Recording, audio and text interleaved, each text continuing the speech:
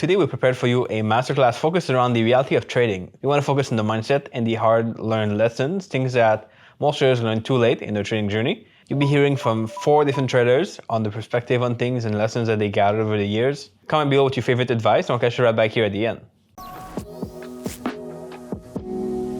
Something that I found early on in my career is that I spent so much time worrying about the entry, the signal. And as I get older as a trader, I come to realize that, yes, it's important. You need to know when to get into the trade. You need specific rules that kind of keep you out of trouble and get you into the situations that you want to be in. But picking and predicting the right target level is very important as well. And what I found myself doing is that I would consistently make the right calls, but I'd be a little bit off on my target taking. And because of that, I wouldn't make any money in the market. So becoming better at that predictive process of predicting, hey, if I'm right, where is price likely to go has helped massively. So I focused a lot of my energy on that. I have dug a lot back into indicators as well, and just kind of the journey of creating like an indicator-based system, which is fun for me. I'm looking for something dummy-proof, something where I don't have to think as much. And as I get older as a trader, I'm trying to figure out how to spend less time in the market. When I was really young and I was on the lower time frames, and I'm excited, I got all this time, and I can stare at the chart for hours. But as I get older, I have kids. I want to do more with my kids. I want to enjoy my free time a little bit more. I want to become less active as a trader. I know it sounds bad, right? I want to become less active as a trader, but get the same results. And my ultimate goal has always been create a simple strategy on the daily time frame that will literally, just need me to commit a few minutes a day where I can come in, I can see what I need to see, and I can get out of it, and have that be it for my trading. And having an indicator-based system seems like the right fit for that. It's as simple as can be. And then from a teaching perspective, right, it's a lot easier to teach the traders that I'm working with, like, hey, here are rules X, Y, and Z, simple, straightforward for you guys that are very busy.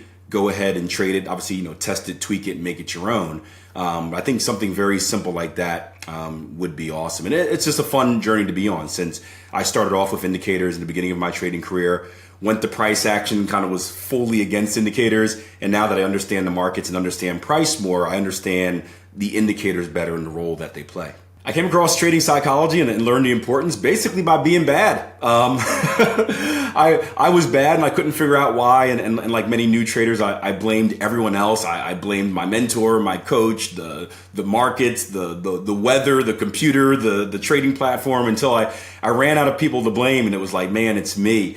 And I remember when I ran out of people to blame, I did an evaluation at the end of my year. And basically and my mentors and coaches were telling me this the whole time, but I didn't want to believe them. I was the same young, dumb trader that I'm dealing with now. But I did a comparison. I said, okay, well, they're telling me just execute the plan, do this, do that, follow your edge, and blah, blah, blah.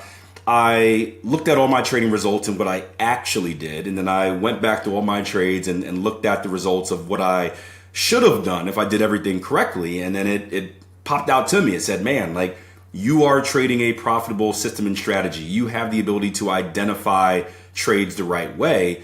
You just keep messing up every time you do it. And that was kind of the light bulb for me, where it was like, man, it is me. It kind of hit hard. Like, I am the one messing this up. I need to focus on not sabotaging myself. And if I can do that, everything else will fall into place. So it was just, it was a harsh reality check, I guess you can say, which are the best lessons. A lot of pain will bring change often. I think you need to learn it. I think it's, we're very similar to children. I'm seeing a lot of similarities in coaching, trading, and raising children, where you can tell them many times, but sometimes you just have to go through it for yourself to really feel that pain. Pain and pleasure are both major motivators. Pain is a bigger motivator than pleasure. And we can give all the warnings in the world, but it's that self-discovery, right? You have to touch the hot stove to realize, like, ooh, this is hot and I shouldn't do it again. So traders have to go through it. I think in our role as coaches, I think where we're valuable is this, where myself, I had to, I was the dummy that would make the same mistake 10 times in a row and be like, oh, I'm just going to try it for the 11th time and see if it works. I think the difference is now we can tell them, like, hey, don't do this. You should focus on this. They'll still try it because they have to go through that process, but hopefully after the first time, they're like, I see what you're saying now. That's why I shouldn't do it. So I think newer traders are still going to make mistakes, but the goal is to make less mistakes or not make the same mistake multiple times, and you can save time and money that way instead of doing the same thing 11 times and then trying again for the 12th thinking you're going to have a different result. I think for someone that wants to build their capital, the two best ways are this. One, hold up two fingers. One, just worry about focus on your personal finances. Understand that trading is a long-term goal. You could do something where it's like, hey, 5 years from now, I want to be able to trade full time. So I'm going to pick up an extra job, extra hours. I'm going to eliminate debt and slowly build my trading account so that 5 years from now, I'll have enough to maybe limit and reduce the hours at my job and then slowly kind of build that into going full time over years. Or, do the prop firm thing and then use other people's money to help make you money and continue to boost your account that way while growing your account on your own on the back end. So I think those are two great methods to building your account as a trader that wants to go full time. Well, for me personally, and this was a tough thing for me because I never wanted to accept that I was good enough. And I don't know if that's the competitor in me or I just didn't want to believe it because everyone said you couldn't be successful. So I told myself that after a year of good trading, and good trading was two things. It was one where I had the majority of good trades, meaning trades where I didn't sabotage myself. I followed my plan 100%. And I made profit. I told myself, if I can do that for a full year, then I can maybe accept the fact that I was a good trader. Now, I still didn't accept it because I heard so many war stories about traders that have been good for 2, 3, 4, or 5 years and then blew it all. So I was still a little bit scared. And I think that was a good thing because that keeps me focused. It keeps me from like slacking and messing up. But at some point, you just got to take the leap. It's like anything else in life. Like very rarely in life when we're doing something different, something new, accepting a new challenge, do we think we're ready. We just have to be prepared enough, and we have to just kind of jump off the cliff and go for it and hope that we're willing to succeed. As far as the prop firm goes, and this is the cool thing about trading, is we can simulate it, right? So if you have a specific goal in mind, or if you have a specific prop firm in mind, you can understand and know what their challenge rules are, what their expectations are. And you can put yourself in an environment, whether it's live or demo, where you simulate that challenge, where you say, hey, I'm going to take from November till January, and I'm going to trade the same way I would trade if I were doing for this prop firm challenge. And you can look at the results and compares, and you can see, hey, this was good enough, this wasn't good enough. Maybe I need to do another 3 months to kind of iron some things out, or man, maybe I did well, I should hop in. So I think that's the best way to do it. Once you feel like you're a successful trader, like you're a consistently profitable trader, put yourself in the position to simulate that challenge or whatever your expectations are from the market. Give yourself that 3 month, 6 month time period, whatever it may be, and then see if you're good enough. If you're in a rush to make results, you're probably going to be in a rush to go broke. Because again, going back to trading psychology, most trading mistakes come because you're messing up, and you're messing up because you have some type of unrealistic expectation. And man, it hurts me so much. I've seen so many traders that are good, right, by anyone else's standards, but because they have this inflated goal where it's like, man, I need to make 20% a month, they start doing different stuff, right? I had a trader I work with who made like a 10% month, which I'm like, man, that's amazing. That's great month. He's like, yeah, but I want to make 20. So he started messing up his strategy that was making him 10%. He ended up losing money because he got greedy with targets. He got, he was rolling stops back to stay in trades. He was entering trades he wasn't supposed to be in, all because that 10% wasn't enough. So I try to tell people when I say literally map it out on like an Excel spreadsheet or a graph, right? The power of compounding is amazing. And if you understand a J curve, it starts really, really, really, really slow, and then it shoots up. And although that 10% or whatever that number is going to seem like a little bit at the beginning, if you consistently do that, at some point your profits are going to boost exponentially. But you just have to wait out that period of time before it gets there. So be happy with your profits, right? Something is always better than nothing. And, don't throw away something good for the hope of something great that probably isn't achievable. So I first started trading in 2007. I would say from 2007 probably to about maybe 2012, and that's going through the whole US recession and everything like that. things were dramatically different. I think Forex was very similar to how crypto was years ago, where it was new, it was flashy, retail traders were able to trade it for the first time. So there's a flood of newbies in there and it's exciting. And then it kind of matured and mellowed out. And we've gone through times of low volatility, high volatility, but it's been pretty steady since probably like 2012 to now. And I've noticed that with many markets is like, whether it's, the binary options fad or crypto, is when they first start off, it's so exciting. It's like a new kid. It's full of energy. It's very directional. It has these massive swings.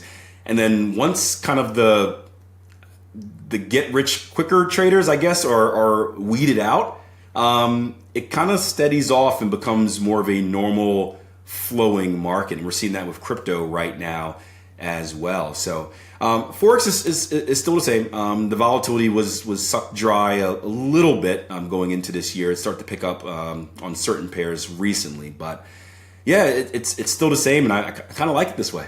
For me, I like consistency. So I don't like big dramatic swings. So like I remember the last week, here's a good example, right? Because we may be facing this again.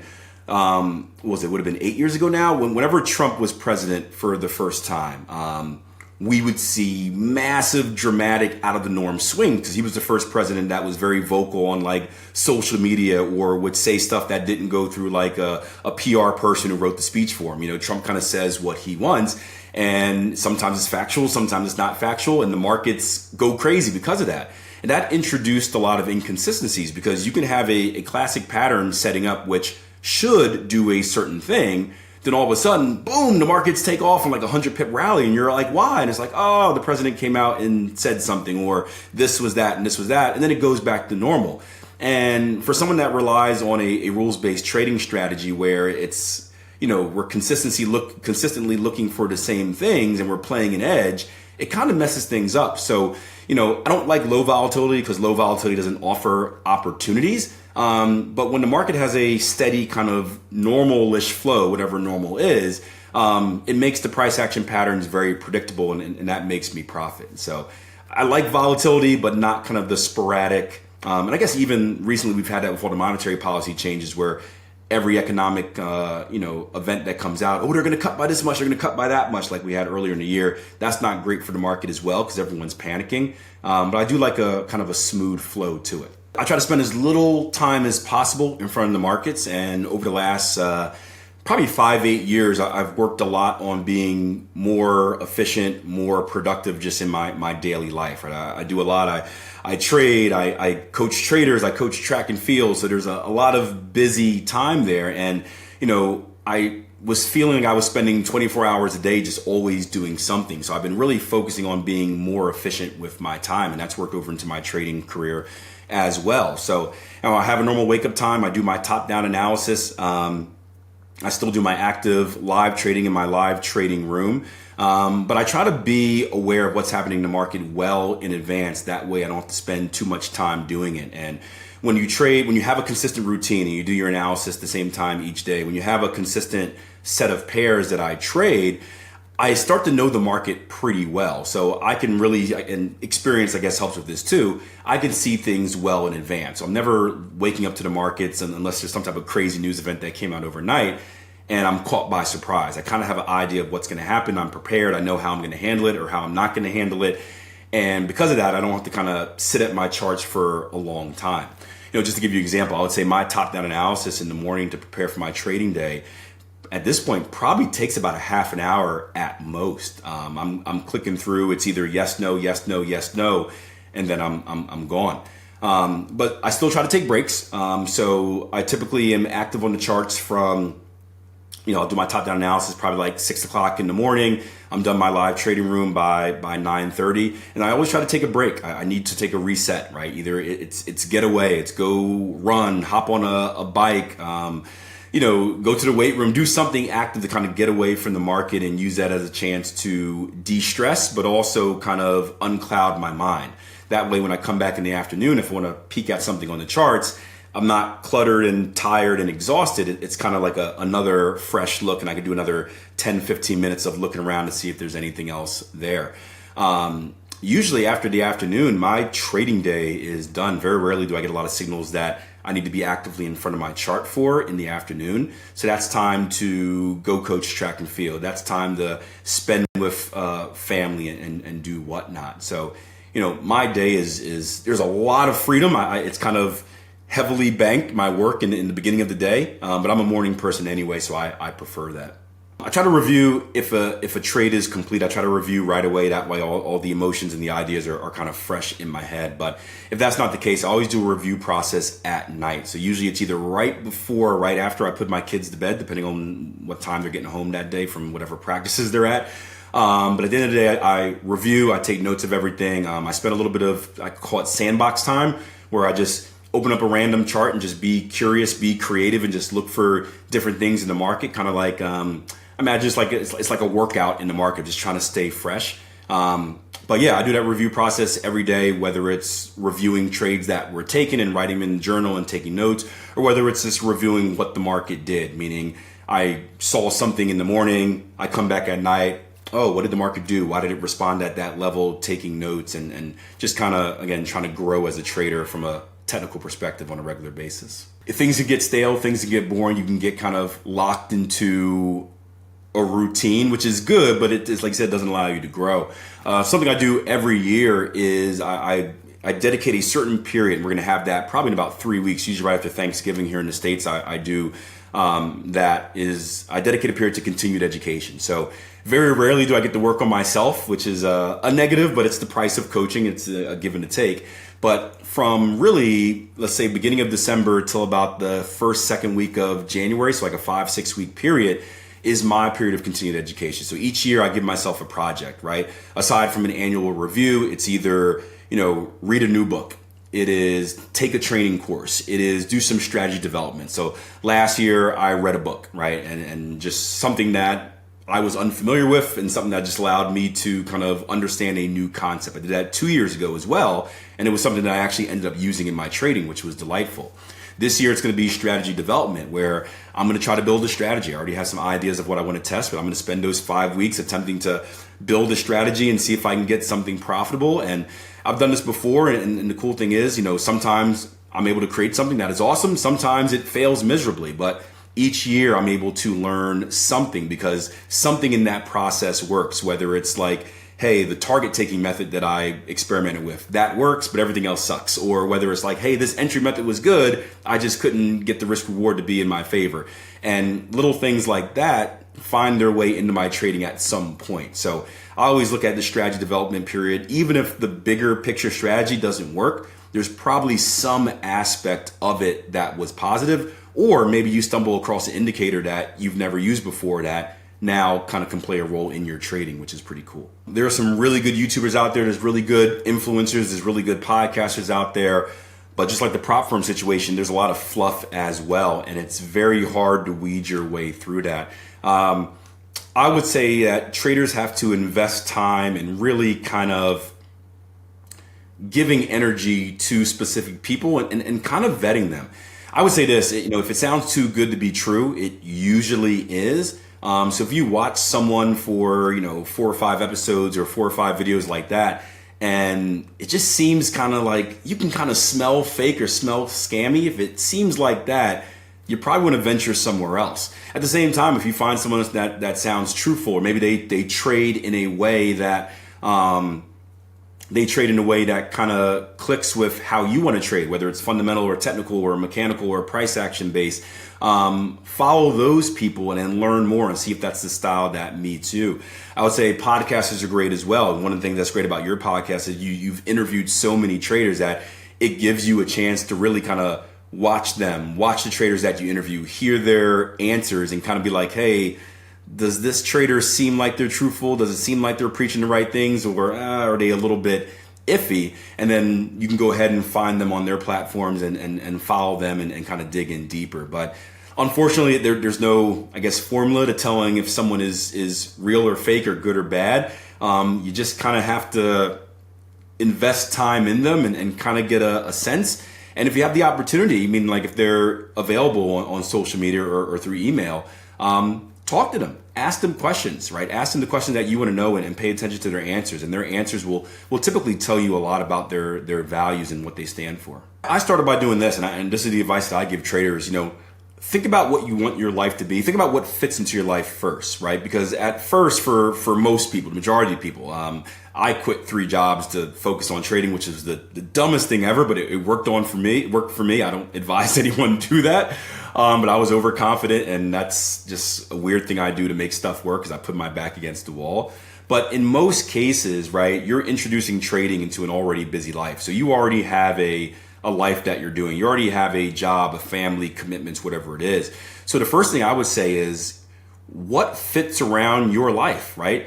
Can you be a day trader, right? If you're going to be a day trader, you need to have a certain amount of hours that you can block out to looking at the markets, right? If you're working a full-time 9 to 5, you may not have that period, or maybe you have it in the morning, but maybe you don't want to wake up early, right? So find out what is the best fit for you, and then find that style. If you don't have a lot of free time during the day, I had a friend of mine that was a truck driver, and he's like, man, like, I don't get a lot of time at all. I'm always on the road, but I would love something that I can just check the charts like once a day and be on my way. And I'm like, well, you're probably going to need a daily based strategy, right? The daily strategy, you have that time during the Asia session where it's a little bit slow. You don't have to worry about too much. You have time to check it once a day, look for your signal, take it, don't take it, and then get back on the road and not have to worry about it. And this was a trader that tried day trading before. And he was like, well, because of my schedule, I can day trade like Monday, but then I can't do it again until like Thursday. And then I can't do it again until next Tuesday. And I'm like, well, there's no consistency there, right? So, you need to find a different method. So sometimes there are things that we want to do, like we want to be a day trader. We want the action. A lot of new traders want action, but you got to work it around your life, because unless you're doing the dumb thing that Akil did and you're quitting all your jobs, which you should not do, right? Disclaimer.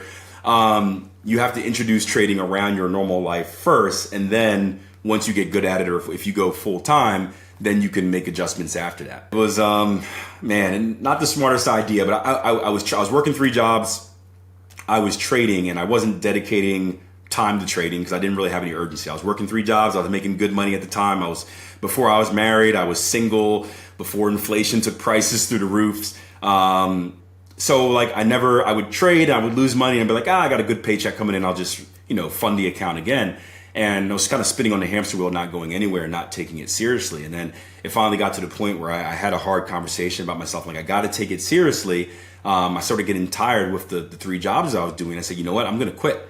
I'm going to go full time. Now, I thought I'd figure it out in a year, less than a year. I thought a year max. So I did save enough money to kind of survive for a year and make it. Again, bad choice, stupid idea.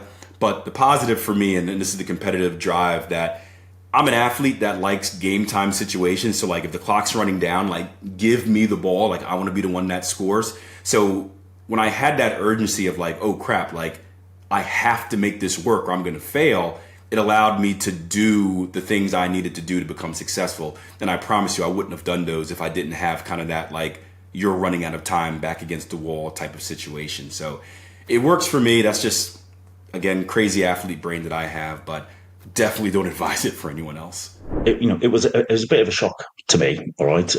Without wanting to sort of, share too much with people. They're here to talk about trading, but, literally, I felt sick on the Saturday, went to hospital. On the Sunday, I got told, you have cancer. On Monday, I met the surgeon, and on Tuesday morning, I was in for what should have been 2.5 hours, turned into 8 hours on the slab. So, kind of the thing you need to take about it is that, your life can change, in the course of like a 48, 36, 72 hour period. And you should always be prepared for change. Okay. And, it's like what John Lennon said, life's what happens when you're busy making plans, and it's the ability to adapt to kind of complete huge changes overnight. Your ability to adapt to that, ability to recognize that, to be very present, to realize, this is the here and now. Whatever you kind of might like to wish or think about is of no relevance anymore. You have to deal with what is right here, right in front of you. And I suppose in a trading way, that is a little bit about, you can have you can have all the ideas and the dreams and the plans you want, but actually, you're being present in the moment and trading what you see right in front of you and dealing with that, rather than being kind of distracted by ideas of wealth and fame and fortune, etc. And actually, it's just really dealing with what you hear today and just making the most of today, and then letting the future take care of itself in that particular sense. So I suppose that's kind of a quick insight into some of the parallels between dealing with a major event like that and actually sort of dealing with your trading career as well. In both trading and dealing with a major emergence like that, you hear performance coaches talk about it all the time about you just have to focus on controlling what you can control. In trading wise, I've always said to people that you control what you can control in terms of, you can plan your trade your plan, manage your risk. Those are the three things that are within your control, and you should focus on controlling them every single session that you sit down to trade. Once a trade is triggered, anything can happen. All right, it's one of Mark Douglas's, beliefs, etc., that you learn if you read Trading in the Zone enough times. But it is a case of, once trade is triggered, anything can happen, and you should be prepared for anything to happen. And that's why I constantly bang on about managing risk, etc. And so it was the same with dealing, with the experience I had, in terms of you just have to focus on what you can control, all right? Do the very best at what you can work upon, just basically keeping yourself in positive spirits, recognizing what's going on. And, it's a fantastic opportunity to demonstrate physical, mental and emotional resilience. And if I blow my own trumpet a little bit, if you were to speak to my partner, my family, my friends, etc., they were all really, really surprised at how strong and resilient I was and how I dealt with it. Whereas actually, I just, it's what I do every day. You just deal with what comes in front of you, all right? And you put as much energy you can into the things that you can focus on and work on. And the other stuff, you have to realize that, there are elements you have to accept. And so you just basically focus on what you can do best. And that's the same for trading, dealing with cancer, running a business, being in a relationship, any kind of situation is probably good sound advice to take forward. I think it's a skill that can be developed. There are probably some people who are more naturally resilient than others, but that's probably part of just their life journey before they sit down to trade. My early days were as an officer in the military, as a battle manager for the Royal Air Force. So that's part of the gig. But then when I look back on my life, I realized I had always spent my time in performance environments, whether that's the military, whether that's business and sales, whether that's in sports, whether that's in trading, whether that's in coaching. And so, if you're immersed in those environments by their very nature, you will experience events that develop your, resilience, your mental toughness. And I think it's a skill that, like any other, that you can develop, you can work upon.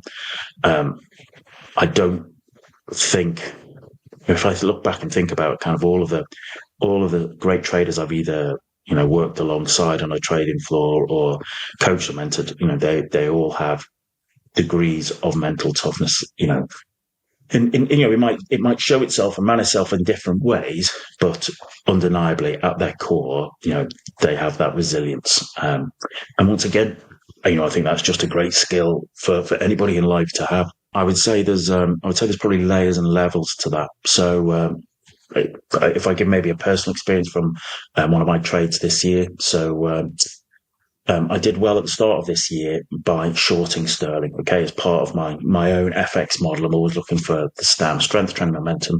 And coming into the start of the year, sterling was weak, and I was doing well from shorting sterling pretty much across the board against everybody else for the first few weeks of the year. I generally had a belief that because of, let's say, the trajectory of the country based upon the sort of the incumbent government and administration, that we were likely to see continued sterling weakness and also the possibility of a recession further into the year. And so, I was very happy to have that bias of being short sterling.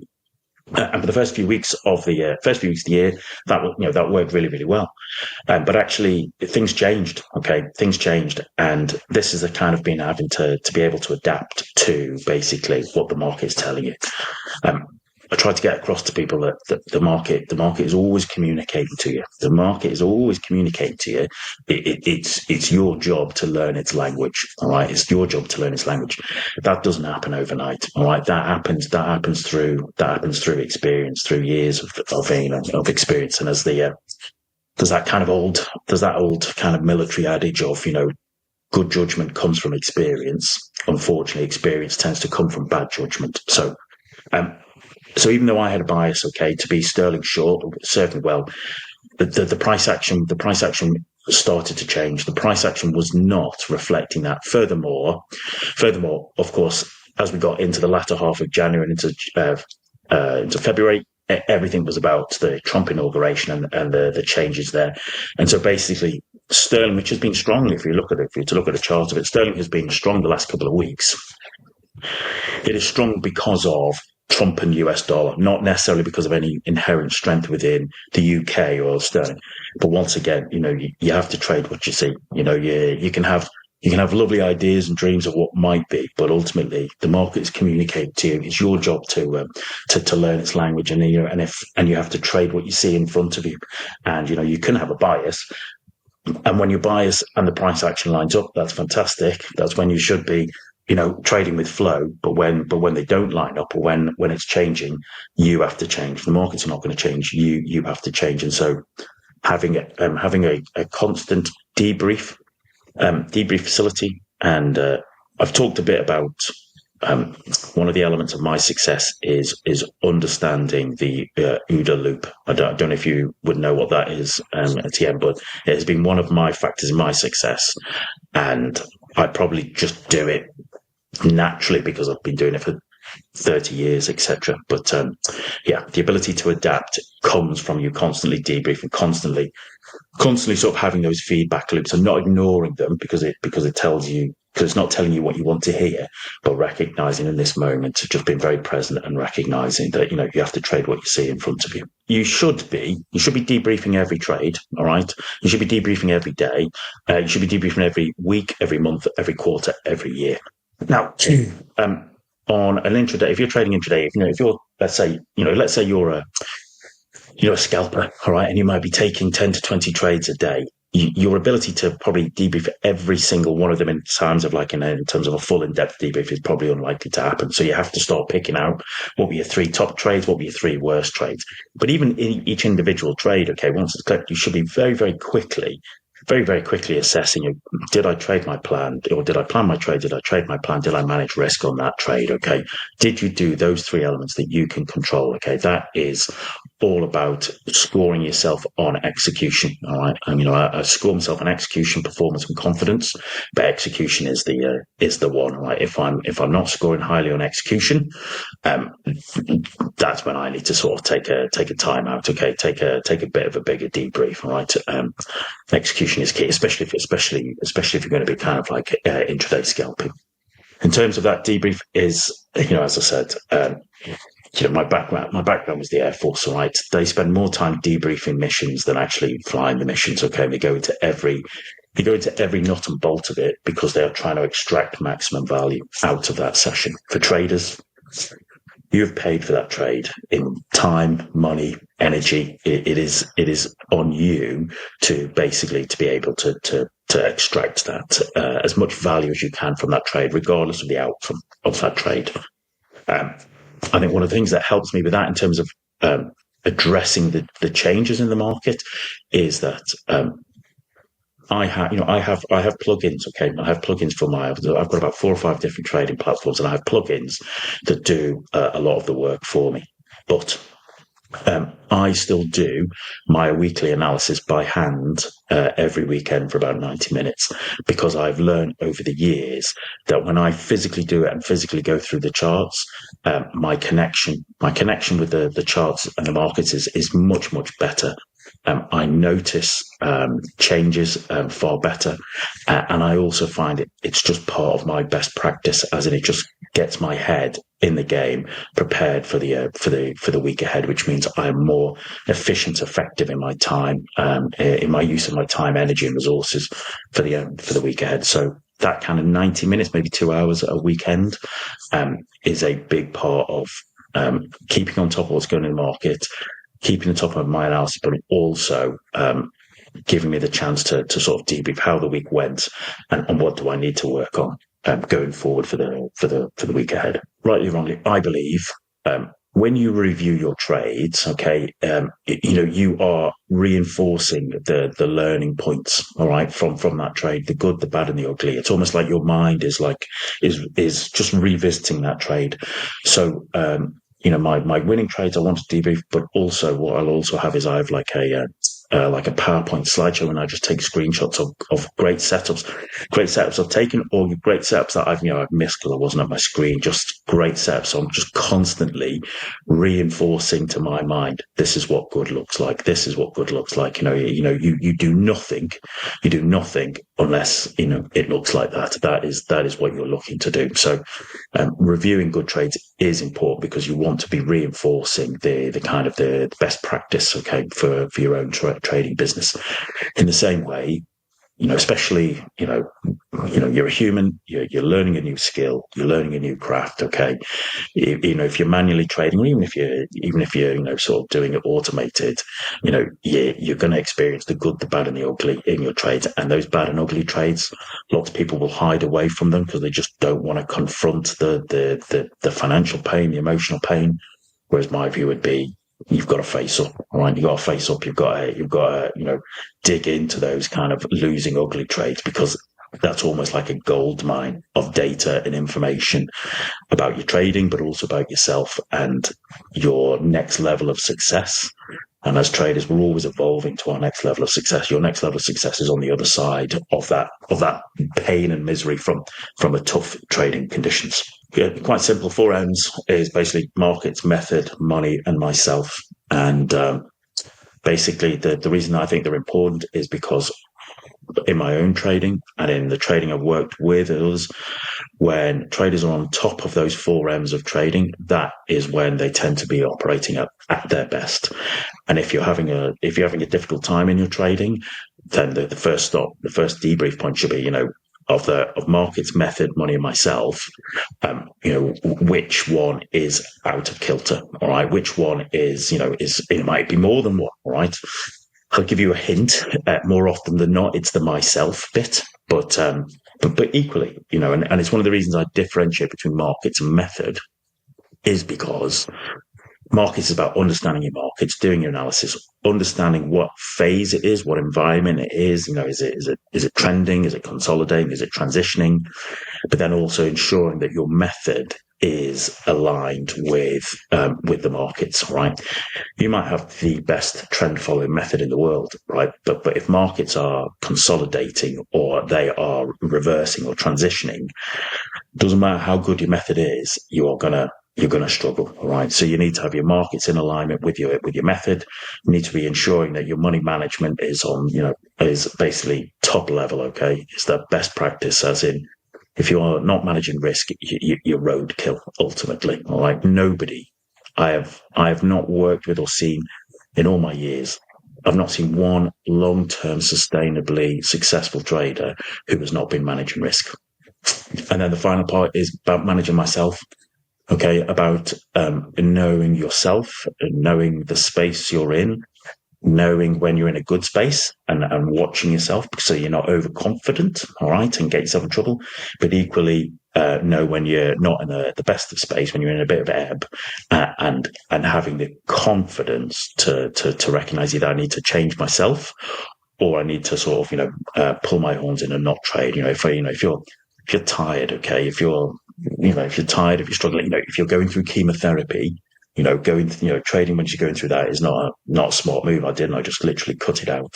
So it is that kind of understanding your markets, understanding your method, understanding money management, and understanding, yourself, myself, and those 4 elements. As I say, when I see traders doing well, it's because all 4 of those, they're on top of them. Okay. They are managing them. They are managing those 4 M's well. For new traders, I would say they are overconfident and underskilled, and that's a dangerous combination.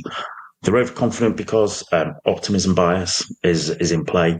They're excited. They're learning new skills. Okay, they're developing. They're growing. And they of course they are very outcome focused. So they're thinking about all of the they're thinking about when they're going to buy their first speedboat and all that kind of nonsense. All right, but the thing is they don't have the skills. Not only that, they don't know what they don't know. So they are operating at a unconsciously incompetent in level, and so for new traders, that kind of combination can be challenging. And part of that combination is driven normally, not always, but normally I find by external factors. So they come to trading because they want a change in their life. Either they hate the job, they hate their life, they hate the relationship, they hate where they're living, etc., and they want change, and they're looking to use trading as the vehicle to bring that change. And that you're only successful at trading if you love trading. All right, ultimately, long term, you have to love it. You have to love the markets. You have to love the trading. And so those external factors, that's what they bring people to trading. But actually, it's not. That's not enough to that might fuel you to begin with. But when you start having challenging trading periods or struggling, that kind of motivation ebbs away. Right, it tends to ebb away, and that's why people, they set themselves with kind of foolish expectations, and it comes back to bite them in the backside. And so, if people call me up and they're unhappy and they're happy in their life or unhappy in their job, and think trading is going to get them out of that, they're always a bit surprised when I say, actually, what you want to do, go and change your job, all right, change your life. What you might find is that actually you might be in a happier place and don't feel the need to trade, or you might be in a happier place, which means that your ability to trade will probably improve anyway because you're coming from a better place rather than coming from a place of desperation and need, because that rarely ends well for a trader. People who are told that you shouldn't use stop losses in your trading is one part, right? That's nonsense. Okay, that is absolute utter nonsense. As I said earlier, if you're not managing risk, you're going to be roadkill.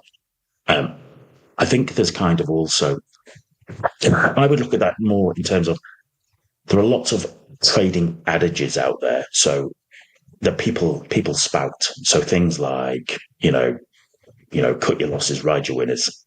Everybody hears that. Everybody can talk about that. Everybody kind of nods at it being sage advice. But the reality is, well, actually, how do you do that? How do you break that down? That might be the outcome to ride your winners and cut your losses. But actually, how do you break that down? And then you're breaking it down. I always use like sports coaching, like OPP. You've got an outcome, but what are the performance levels I require? And then what's the process? What is the mechanics? What are the mechanics you have to have in place to basically to be able to ride your winners and cut your losses? Okay, so yeah, so as I said, there's kind of adages that people will spout, but actually, you need to dig a bit deeper, right? You need to dig a bit deeper, and you need to turn it into a performance level and a process, which is just really a series of mechanics that basically help you turn an adage into actually something concrete that you can, that you can work with and trade consistently with. It's interestingly when I went through my cancer journey, lots of people said, "Oh, clearly, Paul, trading involves a bit of pressure and stress. You're going to give that up, etc., aren't you?" I was like, "No, I love it. All right, I absolutely love it. I never get bored of looking at charts. Okay, I never get bored of learning about it. I never get bored of working on it. My kind of the picture on my Twitter feed, okay, it probably sums it up best. Is like, I am like the late great Tom Sizemore, actor in the movie Heat. Which I appreciate might be a bit before many people's times, but he has a line in that movie that says, for me, the action is the juice, and that line has always stuck with me. And in many ways, for trading, it's the action is the juice, as in actually looking at being my best, working to be the best trader I can be, always, always just trying to fight against complacency, fight against laziness, because you're human, right? And actually enjoying the fact that every day you have to bring your A game. Every day, you are against the best brains in North America, Europe, Asia, etc., Africa, South America, and actually you need to bring your A game. And you need to basically to be the best you can be. And I find that kind of, maybe that's an ex-military thing. I don't know. It keeps the blade sharp and it keeps me always progressing and moving forward. And so, as I said, yeah, for me, the action is the juice, and yeah, I love that. All right, and I don't see any reason why why that would change in terms of you take so many years to acquire the skills to be a great trader, okay, and why would it takes that is a challenging journey all the way. Once well, you never really get there, but once you're at a level, why would you turn away from that? So yeah, for me, the action is the juice. I've even got a t-shirt with that on now, so just to remind me. Trading is, I would consider, a pinnacle of cash flow. So, when everyone talks about, well, how do we make some money? People talk about passive income. How do I make as much money as possible? Well, as much as possible comes under the paradigm of trading, right? That's where I think maybe let me take a step back on that. I wouldn't say that's the most profitable thing to do, but if you are good at it compared to doing it with real estate or any other sector, I would say trading falls under what I believe is the best way to do it, because it allows at least a newer generation to do what they like to do, and which is be remote, So it's just pure cash flow. I'm heavy on what's the chart trying to tell me, rather than me plotting tools on it and then saying, what's my tools telling me? I really don't like these middlemen, whether it's an indicator or tools or anything like that. You've heard me say this countless times, is the chart paints a picture. It's nothing but receipts. So anything that you see on a chart is a transaction of the past. It is a receipt on how people are actually interacting and what have they decided. That information is far more valuable than saying, if a trend line crosses, then it must be going that way or that way, So we take it a little bit more complicated approach. Crypto is not necessarily a bad thing. It's good. It's where the hype is right now. It's where a lot of money is being made at the moment right now too. And who are we to judge where the money is being made, right? When we started, we jumped into a market where it's like a business online. What happened to brick and mortar? So I come from that era, and I understand a leap of faith, a leap of change. I get that.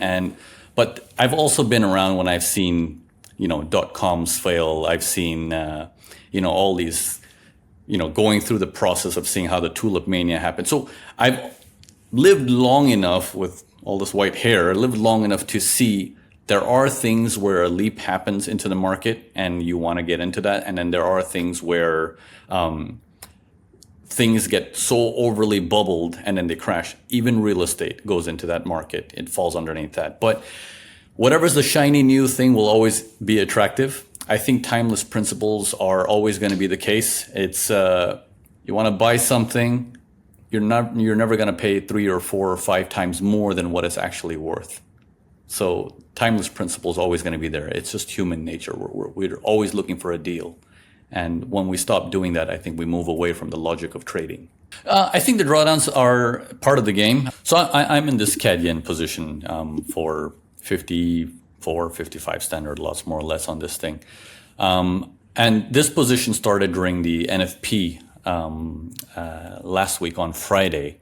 And there was a drawdown that we had to sit through, and this thing went down for like $15,000, $17,000 before it starts coming back up, and now we're back in the green. And this thing, I am looking to take this up all the way up to, what looks like it might be a little over $250,000 to $300,000 trade. So it's a pretty big position. Size is smaller, but the distance is further to go. 108 is where we're targeting on this thing as a firm and as our community. But I think drawdowns are a common nature of what needs to be accepted. Drawdowns are something that scare people. Let me put it to you in this way. If you know what you have to do, and you know, let's say you want to buy a car, and that car is worth $300,000, for example. Okay, let's say you're going for a nice Rolls Royce. Okay, you're going for a secondhand Rolls Royce, right?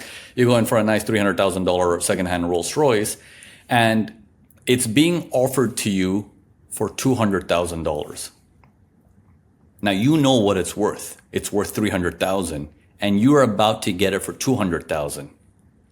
If you buy it for $200,000 and you stick a stop loss just 1 cent below that thing, you're missing out on the deal itself because you're a stickler for a stop loss, you know. So a lot of traders suffer this thing because they're afraid of drawdown because no research was done. So they're working on a coin flip mentality, which is play the odds, play the odds, play the odds. And that's all they're doing. They're playing the odds, and therefore control your drawdown, control your risk. But if you've done the research and you know where this thing is headed, then if you buy it at 200,000 and the value goes down to 150, 130, and then it gets back above 275, you're in the green. It's just that mentality. People don't have an idea of what is it supposed to be? Where is it headed? And where is it now? Should I start taking a position? Should I start getting more greedier as the price goes lower into drawdown? Or should I say, follow the timeless education that elders have passed down to us and saying, when it's in the red, don't add money to it? Well, it depends who's giving you that information. Is it coming from a technical analysis person? Or is it coming from a person who understands the whole overview of what are you actually buying? Yeah, so you always have to have a stop loss, right? And even in this position, I have a stop loss there. You must always have a stop loss for that one instance of, just in case, right? So you got to have your stop loss there. But if you know what you're doing, then it needs to be, you got to size up, you got to push it, and you got to wait for that results to turn up. Now, where trading becomes a little bit complicated is timing it. Okay, if we know it's supposed to be at this price and it's currently trading at this price, timing it is so sensitive to a trader. Is if I go a little bit too soon, I'm dead. If I go a little bit too late, I'm late. How do I time this thing just right? And that's the biggest dilemma that a trader has to solve for. And that's what causes a lot of pain.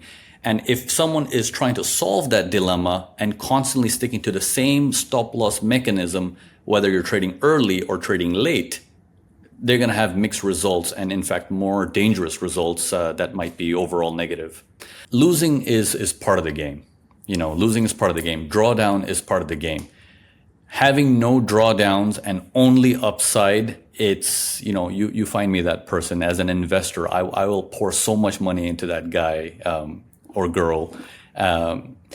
It's just very, very rare to find low risk, ultra high reward. Very, very rare. That's what we try to do all day, every day. But to find something to do that consistently nonstop is basically, we don't even need to look for that person. The market will find that person and saying, that's the guy. That's the guy who does low risk, high reward. He's better than Warren Buffett. Give him all the money. It doesn't exist. It doesn't exist. It's a rare thing to happen. And if it does happen, it's not a secret. It's going to end up on Forbes. It's not a secret. Yeah, every day when the setup is there. So I do swing trade. I do longer term invest still. I think trading will always be a part of my life. And what's beautiful about it is and this will sound crazy, man, but trading is just kind of boring to me now. I have figured it out. I figured out trading. And when I say I figured it out, I mean, I finally figured out what works for me and what I need to do, what I need not to do. And I've done that for a very long time. I trade mostly Tesla. I mean, it's like 89% of what I do every single day. And I wait for certain setups. And if they're there, I'll play them. And if they're not, I don't. I accumulate a large position of it. And now I just mostly sell covered calls, buy protective puts. So I'm in collars pretty often. Which is still my favorite strategy. We kind of talked a little bit about that in the last episode too, but still kind of my favorite strategy. And I day trade Tesla And man, my version of the world, it all boils down to like points, kind of like we talked about also in the last interview. I mean, it's if I think to myself, okay, I need $45,000 this month for my expenses, then that to me is 45 points that I need to capture that month on 1,000 shares. And that 1,000 shares can be on any stock, right, in the entire world. It's nice that Tesla moves like $12 a day, so I don't need to capture that much. 45 points in the month on that 1,000 shares. I think it's extremely, extremely doable. You just have to watch it and kind of plan for it and just kind of know you're going to lose some, you're going to win some, but as long as you win more than you lose, you're going to be net profitable. And I also started thinking not that long ago that I wanted to accumulate as many shares in my life versus dollars. Right? Shares are exponential and dollars are linear. And what that means to me is like a stock like NVIDIA. I mean, it split not that long ago. And I had some shares of NVIDIA at that time. And so that split, that 1-for-10 split, after it split, eventually it pulled back and then the stock kept going higher. So that split, you get more shares essentially for free, right? It just boom, overnight. Now you have more shares at a less cost, and then that cost increase again. So my version is like always just create as many shares as possible, own as many shares as possible, still create value for the world, still pour into people, still be the best version of yourself, and create a lot of value for the marketplace. Own a bunch of shares, trade a bunch, and just do the math. Like, what are the expenses that you need? Okay, cool. Reverse engineer it, figure out how to capture that type of movement in the market, and spend the time capturing that amount of movement in the market. Is it okay to fail? That's really the question within that question, right? Because everyone, like, if you're listening to this, you probably have bills and they come every month. So you perform however you want to perform, right? Do however you want to do it. But like those bills keep coming. At least they do for me. And so I think ultimately it's okay to have some type of pressure on yourself, some type of pressure to perform. And sometimes you lose. That's what's awesome about sports. Sometimes you play a game and sometimes you're not the best person. You're not the best athlete. You're not the best team. Sometimes you lose. And there are months where I have losing months, but there's also months where I don't hit my points. I don't hit the type of income that I want to hit. But I also got to consider that it does have there's an average. Right? A great example, a fun story. So I'm working with a gentleman named Eric, and Eric's a higher net worth individual. He focuses almost most of his money on real estate for a large period of time. And now he only focuses on trading because he just realizes the trading is so much better in every way imaginable. And then what he ends up doing is in January, right? I think his goal was to make $30,000 a month trading. That was kind of like his retirement number. And again, Eric's a little bit older than most of your listeners, but married, kids, the whole thing, right? House, all the stuff. So wants to make $30,000, which is plenty to cover the expenses and a lot left over. So in January, I think he did like 60K. Now in March, like this recent March, he only made 2. He was kind of stressed out about it. I was like, yeah, man, but here's the thing. I mean, I forget what he made in February. It was like, if you average those 2 months together, you get your 30. I was like, that's kind of trading. It's like, yeah, some months you need to have, I always think you need to have some measure of where you're going. It doesn't have to be this extremely strict, like you get critical and you get mean to yourself. But everyone who's listening, you probably have a job. Like you, my brother, like you have certain standards for this podcast. You have certain things that you need to do. You have certain interactions that you want, audio, posting, timeliness, all those things, scheduling. You have certain standards. And so in order to operate a business, we have to have a level of standards and then figure out what they are and figure out if we need to increase them or decrease them and operate within them. And for a lot of traders, I think most traders treat trading like a hobby and they don't really treat it like a job. And so they don't create these really rigid like deadlines for themselves or these, to your point, like guardrails where they go, all right, I need to operate within these positions. And if I don't, right, if I do not hit those metrics, I need to do something because there's no boss to fire you. And if you work in a job, there's probably someone there to hold you accountable. But man, I think it's good. I think it's good to put some pressure on yourself. Like that's what creates diamonds, right? You got to put pressure on yourself every now and then. And I think that ultimately, if you're going to be trading for a full-time career, it's okay to have a little bit of pressure. I think real estate is remarkable and should absolutely be part of your portfolio. I definitely have real estate. I love real estate. I appreciate it. It's incredible. There's so many leverage tools with it. But from a accessibility standpoint, the stock market wins, right? Like if you're in Bali, I'm in California, bro. We are literally, I think, like 16 hours apart. So if I had a property or you have a property in California, like how do you see it, touch it? Like you have to use some type of internet connection, WhatsApp. Like you can't interact with the piece of property that you own from Bali or vice versa. If I buy a house in Bali and I'm in California, right? I mean, that's so accessibility. If you are good at trading, you have to have an internet connection. That's it. Number 2, liquidity. Like a lot of people feel like if you had a large sum of money in the market, that's extremely, extremely risky. It's like, dude, if you had $50 million in the markets and you wanted to sell a position, boop, you're out. It doesn't matter what the position is. Like you're instantly out of that position. And that to me is awesome. You know, now there's negatives to it because like you mentioned, that word emotion, people get very emotional. And in real estate, it is harder. It is more of a challenge to interact with something when you're having a bad day. So if you feel off and you feel upset and you feel worried, you can't just go and sell your house.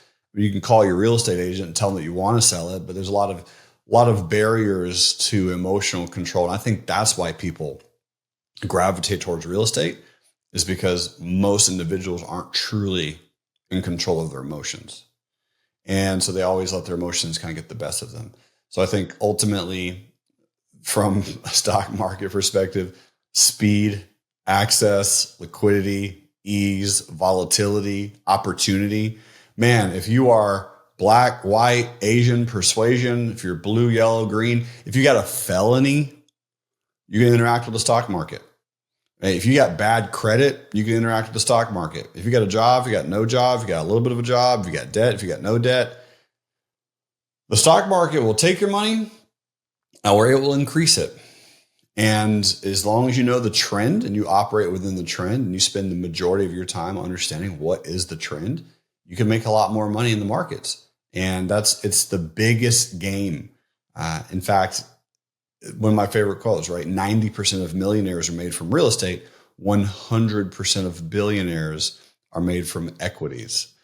So if you're playing the larger game or you are interested or fascinated by the larger game, you do have to get into equities. And it's just a much bigger pool of abundance. And last but not least, man, everything you can do in real estate, you can do in trading, right? Everything. You can rent out your stock just like you rent out a house. You can buy insurance on your stock just like you can buy insurance on a house. There's so many great advantages. And the one, I mean, as a wealth coach, I probably have to say this, but the one big distinction is taxes. And real estate is awesome for taxes. Currently, if you live here in the United States of America, there's a lot of shifts and tweaks and things that can always move and adjust. But ultimately, tax shelters and tax advantages, real estate is really, really awesome. And yeah, man, if you use it wrong, if you use anything wrong, you can lose a bunch of money. But that's why you need to understand the risk. That's why you need to understand the downside. That's why you need to understand how to protect yourself. And right now, there's a lot of people that are pretty stressed out about the U.S. stock market because it's been sliding essentially every other day or every day since January. And people are kind of flipping out a little bit, and rightfully so, because it's scary. But ultimately in real estate, if the real estate market's going down, right, real prices of real assets in whatever country, if those prices are going lower, there's no real way to make money on that price movement, right? In real estate, you can only just buy lower. I would consider myself to be a real estate specialist and most likely an expert in 99% of real estate transactions, you can't make money in that price fluctuation as it's going down.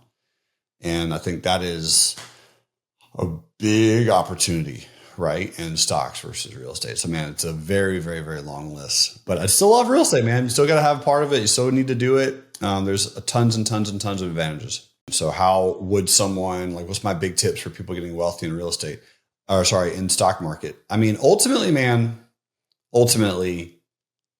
if that person has a job, most people probably will, right? You attract a lot of affluent, hardworking individuals with your YouTube channel and your amazing podcast. So I would tell people, if you have a job, if you have a stream of income, keep it for now. Figure out a way to increase your value in that workplace. So become more efficient, figure out a way to increase revenue or decrease expenses, right?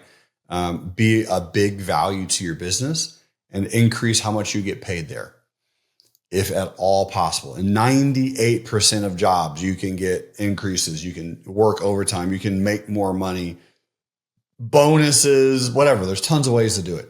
So make more money and then just buy shares of a company, one company that you really like, that you totally understand, that you use every single day, knowing that it's going to go up and it's going to go down as you buy it.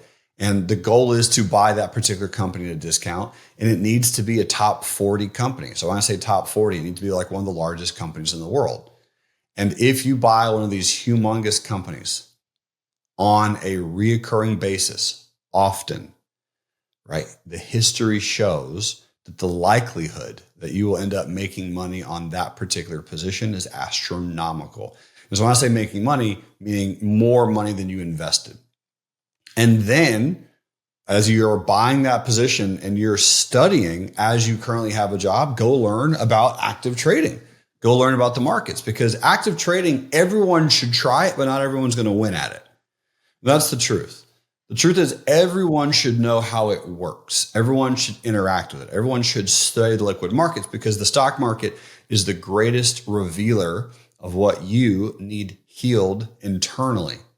It will show you your demons. It will show you your money glitches and the fears that you have about money and about investing and about wealth and about opportunity. It'll show that to you. And if you want to work on that, if you want to tweak that, if you want to adjust that, you should. But it'll tell you. And if you're going to become a better person, you need to start working on those fears. You need to start working on those disbeliefs and those limiting beliefs that you have internally about access and about growth and about capital and all the fun things. But ultimately, man, that's a big, big way, is learn how to actively trade, spend some time in it, find out what you need healed, and see if you want to heal it. And if you don't, that's okay. Just go back to that long-term investing, keep buying that company over a large period of time, and the money very, very, very likely will grow substantially over time. You just got to keep doing it, right? Most people, as you know, my brother, they're not extremely consistent, unfortunately. In fact, that's probably the question I get the most from people still who listen to your podcast. They'll email me and they'll ask me, like, dude, how do I get discipline? How do I have consistency? How can I do the mental fortitude to do the exact same thing all the time, every single day, or however often you need to do it? And I don't really know the answer other than doing it, but I can give you a cool answer. And that cool answer is find something that you haven't done before that's a challenge, train for it, and then go do it. And hopefully you fail, right? Hopefully it doesn't work out for you, and that's either going to motivate you or it's going to show you that you tried something too big, and it might take you a lot longer than you originally anticipated. But you should at least try something like running a marathon. Less than 1% of the population will run a marathon. It's like, go train to run a marathon and see if it doesn't change your life. And if and as you start doing something like that, my man, you start noticing these little aspects of the consistency that starts to kind of appear, where if you want to do something, your brain will go, yeah, I didn't really do that great. Or yeah, I didn't really do that as well as I should have. And it starts to become aware of all these little kinks and chinks in your armor. I think ultimately having the awareness of your challenges and struggles is probably one of the biggest gifts that you can give yourself by doing something big and doing something scary and hairy and audacious, like, to your point, trying to build large wealth in stocks. How much? I mean, it's hard to quantify, but I would say, yeah, I mean, on a level of 1 to 10, if 1 is no discipline whatsoever, and 10 is extreme, like Navy SEAL military precision, a 3. Dude, you don't need that much. The truth is, brother, most people simply have 0, right? Most people are on the 1 scale. You don't need that much discipline. You need to do like wealth, extreme wealth, my man. And I'm at a place in my life, and it's so amazing to sit back and just see it sometimes, because looking back in my life 5 years ago, I was in an entirely different world, an entirely different universe in every aspect of the word. And then if I go back 20 years ago, so now I'm 16, I mean, I am an astronomically different universe in every area imaginable.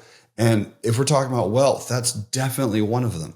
Like, I'm one of the wealthiest people I know. And I'm talking about in all aspects. Money's definitely on that wheel, but I got it all figured out. I know that sounds insane to say, but that's just the truth, right? I got the relationship. I got the woman of my dreams. I have amazing kids. We don't fight. We're happy every day. My health is insane. Like, it's so good. And so you start going through all of these aspects of like emotions and spirituality. And to your point, discipline, wealth. You ready for a quote, my man? Wealth is 2nd grade math repeated consistently. Financial freedom is a formula. It's not a mythical beast. It is something that every single person listening to this can have and can achieve. Most individuals simply do not have enough discipline and consistency to simply follow that formula over a long enough period of time. And I think that long period of time is probably 5 years. I think that's the amount of time. I think in 5 years, anyone can go from wherever they're at to wherever they want to be. But you're going to have to do something every day and every week for 5 years. And if you can do that, you'll become wealthy. You'll become financially free. Small things make a huge difference, man. Yeah. So in life, you're either a victim or you're a victor. So if you are in a spot where you're listening and you say like, yeah, Jerremy, like, it's so easy for you. You have a life of privilege. The president, my boss, my wife, my husband, my kids, the market, my past experiences. A lot of people turn a life lesson into a life sentence, and they stay in that belief forever. Like, no, this is just the way I am, right? I'm an alcoholic, or I was born with one leg, or I have diabetes. And they pick this thing and they stick to it and they go, this is it. This is my life. And they have an identity, and they never change that identity. They never question that identity. They never push the boundaries of that identity. And ultimately, your identity is going to shape your beliefs, and your beliefs are going to shape your reality. And I think changing those beliefs and updating them and tweaking them is insane. And it's extremely important. It's radically important. I'm sure you've heard and you've watched a bunch of Alex Hormozi. And I love the dude. One of the really, really cool things about Alex is that a lot of people don't know this, but he graduated magna cum laude from Vanderbilt. The guy is really smart. He's extremely smart. But that was an identity that he needed to have. And so he created this identity in high school and in college and did the work required to graduate top of his class in one of the most prestigious colleges in the country. So he had to create an identity, and he had to live at the standards that those identities operated within. And so a lot of individuals, they create these identities, they create these beliefs, and they operate in those standards. I can only make $30,000 a year. That's the most amount of money that I can possibly make. I'm overweight. I'm big boned. I was born with these genetics. I can't change my genetics. Of course you can. Of course you can change your genetics. You can change anything you want. It starts here. It starts in the mind. It starts in the awareness. Anything can be shifted. If your mind can perceive it, the realities can receive it. And I truly, truly believe that, man. I think I'm a byproduct of that, right? I bought into the American dream. And the American dream is becoming wealthy and doing it from any circumstance, right? From any circumstance imaginable, every single person can have it. That's why so many people make it in this incredible country. And if we're really, really thinking about it, a lot of the challenges that people have were given to them, right? They were given to them as challenges because if someone asks to become stronger, they're not given more strength. They're given heavier loads to carry because a heavier load will make you stronger. And it really is the identity that people create. They will say, I am this way, and they will operate within all of the parameters of that identity and that belief. If you continue to do that, you'll never get the life that you've always dreamed about. You'll continue to get the life that you have now. Every single person listening, the wealth that you have in your life presently is the amount of wealth you feel you deserve. And that word feel and that word deserve can be very unnerving for people because they'll sit down and they'll realize pretty quickly that that's almost an unarguable statement. It's a really, really unique and extremely challenging shift to make. I will warn everyone who's listening. This is happening to me, that victim state. I'm not saying it's incorrect. I'm not saying it's wrong. I'm just saying that it will keep you limited. But if you start slowly shifting it, that everything that happens instead of to you happens for you, then now everything is a gift. Every opportunity is a privilege to grow. Every challenge, I've been punched in the metaphorical face by life, by trading, by the markets, by business partners, by people screwing me over, by the haters. Like I've had so much adversity. And if I sit there in that adversity and feel it long enough, then I'm very rarely going to be happy. But if every single time something happens, I go, oh man, this is so cool. What a gift. What can I learn from this? It's a little bit of a different shift. And then I don't know how spiritual you want to get in this episode, but I'll tell you this. There is to me, right? Everything happening to me. And then there's for me. Everything is happening for me as a gift. And that's where I'm at in my life right now. And then you have everything is happening through me. So that's a whole different paradigm because now you are the hands and feet of God. You are acting on this earth as a conduit and a channel. And you are simply acting in faith and acting in courage. And so when you hear, see, feel, and know that you need to go do something, you don't question it, you go do it. And that's an entirely different operating system. And I'm not there yet. I'm working on it. My wife is. My wife is there. She's remarkable. But it's it's a really, really fascinating way to live. Hope you like this masterclass. Hope you get some value out of this. This is a whole 1 hour. There's a lot of stuff into this. So if you want to go back and rewatch it, definitely do so. Comment below with your favorite advice, something that stuck out to you that you will apply to your trading. I want to hear what it is. In the comment section below, I'll check it out. I'll read all of them and reply to most of them if I can. If you want to watch these full interviews, we have a huge playlist of interviews of traders, over 500 episodes now. You can check it out. There'll be a link somewhere in the corner or below, also on the screen over here. And we're going to catch you back here in the next video pretty soon. Ciao.